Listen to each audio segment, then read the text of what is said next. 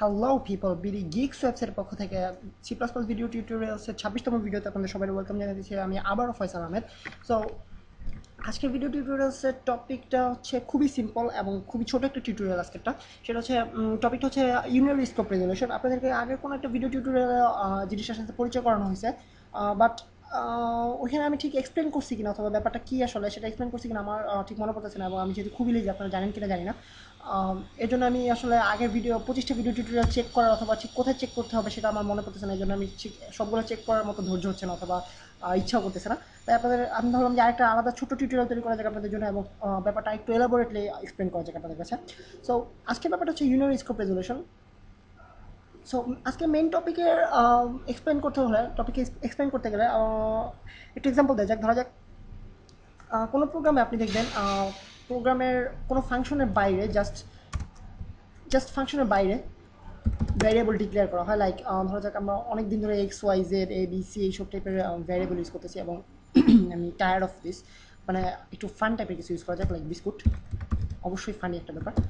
দেন কেউ বাইরে ডিক্লেয়ার করে ভ্যারিয়েবলকে, কেউ ভিতরে ডিক্লেয়ার করে ফাংশনের। সো বেসিক্যালি আমি যদি আপনারা নিশ্চয়ই ভাবতেছেন যে এটা হচ্ছে এরকম একটা ব্যাপার যে কেউ ডান হাত ইউজ করে, কেউ বাম হাত ইউজ করে, যে লেফটি সে বাম হাতেই সব কাজ করতে পারে, যে রাইট হ্যান্ডার সে ডান হাতেই সব কাজ ঠিকমতো করতে পারে।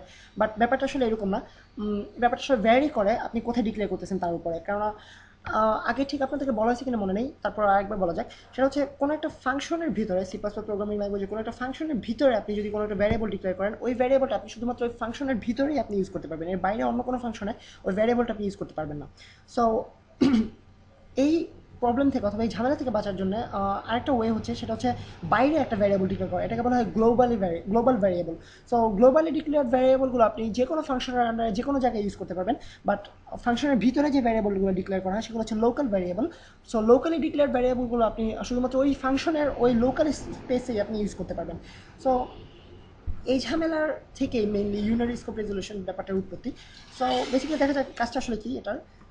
ধরা যাক আমরা এই ভ্যারিয়েবলটাকে সি আউট করি, বিস্কুট, এন্ড অফ লাইন। দেন ধরা যাক আমাদের আরেকটা ফাংশন আছে, ফাংশন। কী কারণে ঠিক আমার জানা নেই, আমি প্রত্যেকবারই ফাংশনের রিটার্ন টাইপ ডিক্লেয়ার করতে ভুলে যাই। সো আপনারা নিশ্চয়ই ভুল হলে কোথাও ভুলে গেলে আমাকে ধরিয়ে দেবেন। সো ধরা যাক এখানেও আমরা সি আউট বিস্কুট ভ্যারিয়েবলটাকে সি আউট করলাম। সো প্রিন্ট আউট করে দেখা যাক দুইবার আসে কিনা। ভিতরে আমরা ফাংশনটাকে কল করে নিই আগে, এবং আগে একটা প্রোটোটাইপ তৈরি করে নিই ফাংশন,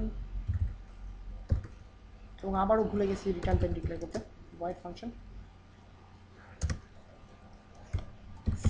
ফাংশন দেখা যাক। সো আপনারা দেখতে পাচ্ছেন দুইবার 10 এবং 10 দুইটা আলাদা আলাদাভাবে আসছে। সো নিশ্চয়ই বুঝতে পারতেছেন যে আমরা বাইরে ডিক্লেয়ার একটা ভ্যারিয়েবলকে ভেতরে দুইটা আলাদা আলাদা ফাংশনের ভেতরে ইউজ করতে পারতেছি। সো এটা হচ্ছে গ্লোবাল ভ্যারিয়েবল। দেন এখন ধরা যাক আপনি এই ফাংশনের ভিতরে,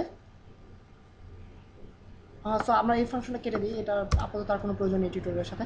সো ধরা যাক আপনি আবারও একবার বাইরে ডিক্লেয়ার করার পরে আবারও কোনো একটা কারণে, ধরা যাক আমরা বিভিন্ন ক্ষেত্রে যখন বড় টাইপের প্রোগ্রাম লিখতে যাব, সেক্ষেত্রে আমাদেরকে একই নামের হয়তো ইউজ করতে হবে, বাট আমাদের রিটার্ন টাইপ চেঞ্জ করতে হবে। বেসিক্যালি আপনাদেরকে এক্সাম্পল দেওয়ার জন্য আমি একই রিটার্ন টাইপ ইউজ করি, অর্থাৎ একই টাইপ অফ ভ্যারিয়েবল ইউজ করি। So biscuit. ধরা যাক কোনো একটা কারণে আপনারা পরবর্তীতে দেখবেন যে আমাদেরকে এই কাজটা করতে হবে, বাট এখন আপাতত আমরা ধরি কোনো একটা কারণে আমাদেরকে এই ভ্যারিয়েবলটাকেই বাইরে আমরা যেটা অলরেডি একবার গ্লোবালি ডিক্লেয়ার করছি সেটাকে আমাদেরকে আবার লোকালি ডিক্লেয়ার করতে হলো। সো দেন আমরা এবং একটা ডিফারেন্ট ভ্যালুতে অ্যাসাইন করতে হলো, লাইক 20। সো এই ক্ষেত্রে দেখা যায় কী ঘটে, আপনাদেরকে আগে এক্সপ্লেন করার চেয়ে আগে দেখিয়ে নিই কী ঘটে। সো আপনারা দেখতে পাচ্ছেন এখানে 20 ভ্যালু পেয়েছি আমরা। সো আগে আপনাদেরকে নিশ্চয়ই বলা হয়েছে যে আমরা পরবর্তীতে অর্থাৎ কোনো একটা ফাংশনের লাস্ট যে ভ্যালুটা অ্যাসাইন করবো সেই ভ্যালুটি কাউন্ট করা হবে। সো এখন আমাদের কোয়েশ্চেন হচ্ছে, আমরা একটা জিনিস গ্লোবালি অ্যাসাইন করলাম আর একটা জিনিস লোকালি অ্যাসাইন করলাম। সো এক্ষেত্রে আমরা যেহেতু যদিও একই টাইপ অফ ভ্যারিয়েবল ইউজ করেছি, বাট এইসব ক্ষেত্রে সাধারণত এই কাজটা এই জন্য করা হয় যে যখন আমরা ডিফারেন্ট টাইপ অফ ভ্যারিয়েবল করতে চাই, অর্থাৎ আমরা বাইরে ডিক্লেয়ার করেছি ইন্ট হিসেবে, যেটা আমরা বিভিন্ন জায়গায় ইউজ করবো, বাট আমাদের এই ফাংশনের ক্ষেত্রে অর্থাৎ মেইন ফাংশনের ক্ষেত্রে আমাদের দরকার হবে double type of variable. So এইসব ক্ষেত্রে সাধারণত এই কাজটা করা হয়, সেটা হচ্ছে ইউনারি স্কোপ রেজলিউশন ইউজ করা হয়। সো আমরা এখন যদি আমরা এটাকে রান করি, আমরা অবশ্যই ভিতরেরটা পাবো, যেটা ভ্যালু হচ্ছে 20। অর্থাৎ আমরা যদি এখন যদি এই ফাংশনের ভিতরে বিস্কুট ভ্যারিয়েবলটাকে ইউজ করি, তখন আমরা এটাকে 20 হিসাবে ইউজ করতে হবে। সো কোনো একটা কারণে ধরা যাক আমাদেরকে ইউজ করতে হলো বাইরের গ্লোবাল ভ্যারিয়েবলটাকে, অর্থাৎ গ্লোবাল ভ্যালুটাকে ইউজ করতে হবে, যেটা ভ্যালু হচ্ছে 10। সো সেক্ষেত্রে আমাদের এই কাজটা করতে হবে, সেটা হচ্ছে ইউনারি স্কোপ রেজলিউশন ইউজ করতে হবে। ইউনারি স্কোপ রেজলিউশনটা হচ্ছে দুটো কোলন মার্কস, এটা আপনাদেরকে আগে বলা হয়েছে, সো আপনারা নিশ্চয়ই চিনতে পারতেছেন। সো এটাকে টেকনিক্যালি বলা হয় ইউনারি স্কোপ রেজলিউশন অপারেটর।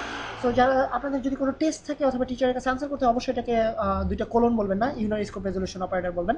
দেন ইউনারি স্কোপ রেজলিউশন অপারেটরটা ইউজ করার মাধ্যমে আমরা এটাকে বলে দিলাম, অর্থাৎ সি প্লাস প্লাসকে এখন আমাদের এই ইউনারি স্কোপ রেজলিউশন অপারেটরটা বলবে, আরে সি প্লাস প্লাস তুমি তো জানো না যে এটা হচ্ছে একটা বাইরে ডিক্লেয়ার করেছে, একটা ভিতরে ডিক্লেয়ার করেছি। সো তোমাকে জানাই রাখি যে আমি যখন এটা সামনে এসে পড়ছি, তখন তুমি অবশ্যই গ্লোবালি ডিক্লেয়ার ভ্যারিয়েবলটাকে ইউজ করবে। সো দেখা যাক আসলে সি প্লাস প্লাস আমাদের কথা শুনে কিনা, অর্থাৎ ইউনারি স্কোপ রেজলিউশনের কথা শুনে কিনা।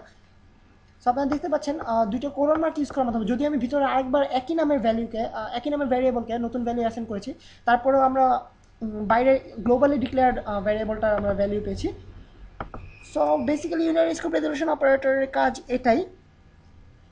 আপনারা যখনই কোনো টাইপ ভ্যারিয়েবল টাইপ আপনারা ভ্যারি করতে চাবেন অথবা চেঞ্জ করতে চাবেন কোনো একটা ফাংশনে, যেটা আপনারা গ্লোবালি অলরেডি ডিক্লেয়ার করে ফেলেছেন, সেক্ষেত্রে আপনারা অবশ্যই unary scope resolution operator use করবেন, এবং আশা করি মেজড আপ করে ফেলবেন না যে এই জিনিসটা করা যাবে না অথবা এই জিনিসটা করা যাবে, এইভাবে আপনারা হেজিটেশনে ভুগবেন না। এবং এই ব্যাপারে আপনাদের আর কোনো কোয়েশ্চেন থাকলে অবশ্যই জানাতে ভুল করবে না বিডি ওয়েবসাইটের মাধ্যমে, অথবা আপনারা ইউটিউবের ভিডিওটার কমেন্টসেও আপনারা লিভ করে যেতে পারেন আমাকে আপনাদের কোয়েশ্চেনগুলো অথবা প্রবলেমসগুলো।